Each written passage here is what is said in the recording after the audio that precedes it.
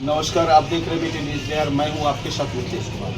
अभी मैं पूर्णिया डिस्ट्रिक्ट का अमोर प्रखंड अंतर्गत हरिपुर पंचायत के सीमांचल कांग्रेस सेवा दल के सीमांचल अध्यक्ष कांग्रेस अध्यक्ष श्री गुलाम रब्बानी साहब के साथ विधानसभा को लेकर कुछ खास बातचीत। सर, अपना परिचय बताया जाए। गुलाम रब्बानी, कांग्रेस सेवा दल सीमांचल अध्यक्ष। सर, आपका मेरे चैनल पर हार्दिक स्वागत है। सर, हार्दिक अभिनंदन। सर, सामने विधानसभा का चुनाव है।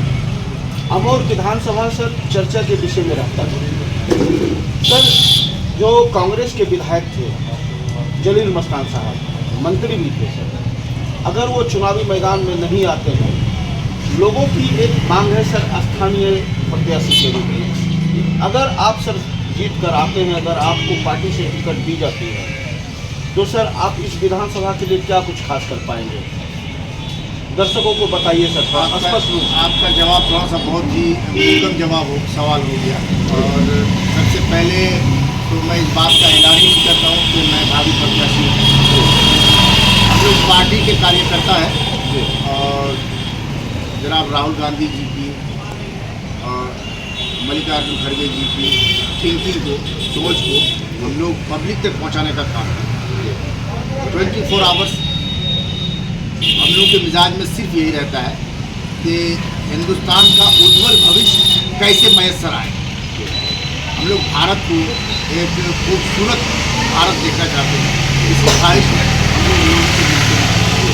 आपका सवाल अमोर के लिए क्या करेंगे? हम अमोर के लिए नहीं, हम पूरे सीमांचल के लिए लगे हुए हैं। जैसा कि आपको मालूम है कि अभी बाढ़ की समस्या को लेकर के हम अमोर ब्लॉक के परिसर में मुसलसल रेगुलर 13 दिन रातों दिन का धरना में बैठे थे। मेरी डिमांड क्या थी कि पूरे सीमांचल को बाढ़ग्रस्त घोषित किया जाए। हम जो भी काम करते हैं सीमांचल लेवल का काम करते हैं और पार्टी कांग्रेस सेवा दल ने जो कांग्रेस का एक बहुत बड़ा फ्रंटल एक बहुत और एक्टिव पॉइंट में मान के चलिए कि सेवा दल है, उसका सीमांचल अध्यक्ष बनाया गया है। मैं उसके हिसाब से काम करता हूँ।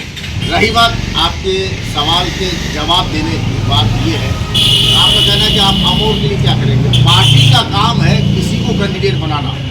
1000 आदमी, ये India is in independence, India Bharat आज़ाद है। कोई भी बोल सकता है, कोई भी बोल सकता है, क्योंकि आज़ाद मुल्क और आज़ाद फजा में हम लोग जीते हैं। कोई भी बोल सकता है कि भाई हम कैंडिडेट हैं, हम कैंडिडेट हैं, भावी प्रत्याशी कहलाते हैं, लेकिन हम नहीं कहलाते हैं। पार्टी की तरफ से जो आदेश होगा, हाँ, लोगों के कहने के मुताबिक लोगों का जो जहन दौड़ता है, क्योंकि इससे पहले हम जिस पार्टी को फॉलो करते थे वहाँ से चूँकि हम भावी प्रत्याशी की हैसियत से थे, लेकिन उसके फ़ौरन बाद हम कांग्रेस ज्वाइन किया और यहाँ से हम अपने आप को भावी प्रत्याशी नहीं कहा है। जब तक मस्तान साहब जीवित है तब तक हम अपने आप को भावी प्रत्याशी नहीं कहलाएंगे। हाँ, ये फैसला आला कमान का होगा, पार्टी का फैसला होगा, मस्तान साहब का फैसला होगा। अगर ये फैसला हमारे सर पे थोपा जाता है कि नहीं आपको बनाया जाता है, तो फिर हम उस सिलसिले में विचार करें। सर, एक अहम सवाल सर, आपके क्षेत्र में बहुत सारे प्रत्याशी हैं अभी, लेकिन सर पब्लिक रिव्यू से पता चल रहा है, लोगों की एक डिमांड है सर कि स्थानीय प्रत्याशी, जिसमें सर एक नाम आपका भी आता है। अब पब्लिक की अगर आवाज़ है तो मैं पब्लिक की आवाज़ को तो नहीं दबा सकता, या फिर दबाऊं क्यों? पब्लिक सर्वोपरि है। पब्लिक की आवाज़ सबसे अच्छी आवाज़ है, पब्लिक की आवाज़ सबसे सुंदर आवाज़ है। पब्लिक की चाहत के ऊपर हम लोग डिपेंड करते हैं। जो पब्लिक चाह जाए हम लोग वही करेंगे। लेकिन जहाँ तक कैंडिडेट बनने का सवाल है, हम कांग्रेस पार्टी का एक कार्यकर्ता है, कमज़ोर सा कार्यकर्ता है, लोगों के बीच रहते हैं। कांग्रेस का जो फैसला होगा, आला कमान का जो फैसला होगा, हम लोग उसी फैसले को फॉलो करेंगे। जिसको टिकट होगा हम लोग उसके लिए काम करेंगे। सर, जलील मस्तान साहब जो अमोर के विधायक थे, सह मंत्री भी थे, उनके सत्ता में रहते हुए सर क्षेत्र में उनके राशि से, उनके कोष से, विधायक कोष से बहुत सारे जगह में फंडिंग की गई है, जो सराहनीय है। लेकिन सर अभी जो स्थानीय विधायक हैं सर अख्तरुल इमान सर, उनके द्वारा सर लोग चाहकर भी उनसे नहीं मिल पाते हैं। इस पर आप सब दर्शकों को क्या कुछ कहना चाहेंगे? मैं अख्तरुल इमान साहब के ताल्लुक से अगर बोलना शुरू करूं तो उनके काले चिट्ठे को खोलते खोलते हमारी रात और हमारा दिन गुजर सकता है। इतना काला चिट्ठा उसका मेरे पास है। ये सर कम लहजे में बताया जाए।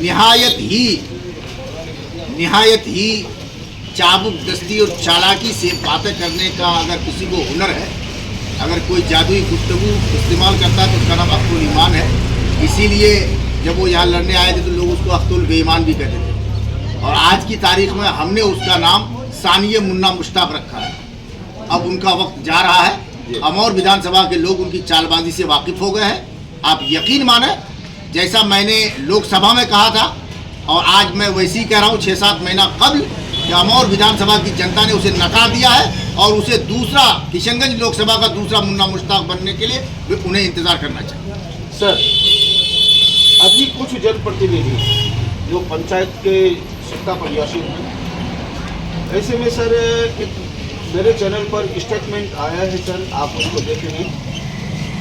अपनिया पंचायत के मुखिया अरशद साहब, उनके द्वारा उनके पक्ष में एक बयान दी गई है मेरे ही चैनल से कि उनके जैसा क्वालिफाइड कोई भी विधायक नहीं था, उनके जोड़ में कोई भी नेता अभी सीमांचल में नहीं है। सर थोड़ा सा सर आप इसको स्पष्ट कीजिए कि क्या उनकी जो ये बयानबाजी है कहाँ तक उसमें दम है सर? नहीं, वो बिल्कुल ठीक बोले हैं। जी, झूठ बोलने में सीमांचल में उससे बड़ा कोई नेता नहीं, मक्कारी करने में उससे बड़ा कोई नेता नहीं है, अय्यारी करने में अब्दुल ईमान से बड़ा कोई नेता नहीं है, चालबाजी और फरेबकारी करने में अब्दुल ईमान से बड़ा कोई नेता नहीं है। ये मैं आपको दावे के साथ कहता हूँ और कह सकता हूँ, अगर मेरे साथ कोई इस मामले में डिबेट करने के लिए बैठना चाहे तो मैं उसके साथ डिबेट करने के लिए तैयार हूँ। उसके कितने काले चिट्ठे मेरी लिस्ट में मौजूद है, मैं आपको साबित करके दिखाऊंगा। ये बात सच है कि मुखिया जी ने कहा कि उससे बड़ा कोई होशियार, चालाक, एजुकेटेड नहीं है, मगर उसकी किस मामले में, झूठ बोलने में, मक्कारी करने में, लोगों को बातों से बेवकूफ़ बनाने में, इसके अलावा और कुछ नहीं है उसके पास। सर अगर ऐसा नहीं होता, जुमला सुन लीजिए, अगर ऐसा नहीं होता, अगर इतने ही अच्छे वो विधायक है, इतना ही अच्छा वो नेता है, मैं अमौर विधानसभा का उनको अख्तर साहब की कितनी कहानियां मैं आपको गिना सकता हूँ, वो आपको नहीं है साथ, आपको भी नहीं मालूम होगा, वो मुझे मालूम है। क्यों? कि मैं उसके तह तक रात के अंधेरे में क्या गुफ्तगू होती है वो भी मैं जानता हूँ, दिन के उजाले में वो क्या गुफ्तगू करते हैं वो भी मैं जानता हूँ, उनके अंदर की क्या बात होती है वो भी जानता हूँ, और जबान से वो क्या निकालते हैं वो मैं जानता हूँ, और इससे कोई इनकार नहीं कर सकता है।